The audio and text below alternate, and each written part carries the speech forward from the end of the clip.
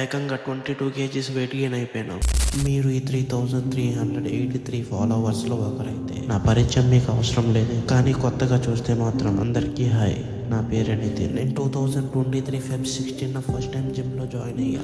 అప్పుడు నా వెయిట్ వచ్చేసి ఎగ్జాక్ట్గా 105 కేజీస్. ఆ తర్వాత ఒక 6 months గట్టిగా స్ట్రగుల్ చేసిన తర్వాత నా వెయిట్ 78 వరకు రెడ్యూస్ చేసుకోగలిగాను. అప్పటి నుండి కంటిన్యూస్గా వర్కౌట్ డైలీ చేస్తూ నా ఫిజిక్ని మెయింటైన్ చేసుకుంటూ వచ్చా. But due to some reason 6 months నుంచి అసలు నేను వర్కౌట్ చేయడం మానేసా. దాని రిజల్టే ఇప్పుడు వేగంగా 78 నుంచి 100 కేజీస్ వరకు వెయిట్ గెయిన్ అయ్యా. మళ్ళీ స్క్రాచ్ నుంచి స్టార్ట్ చేయాలి. అయితే నేను చేసిన మిస్టేక్ ఏంటంటే, నేను 105 కేజీస్ ఉన్నప్పుడు నా జర్నీ ఏదైతే ఉందో అది మీతో షేర్ చేసుకోలేకపోయాను. బట్ కరెంట్లీ నా వెయిట్ వచ్చేసి 100 కేజీ. అప్పట్లాగా మళ్ళీ నేను అదే 6 months తీసుకోవాల్సిన అవసరం లేదేమో నేను ఫీల్ అవుతున్నాను. Just 100 days is enough.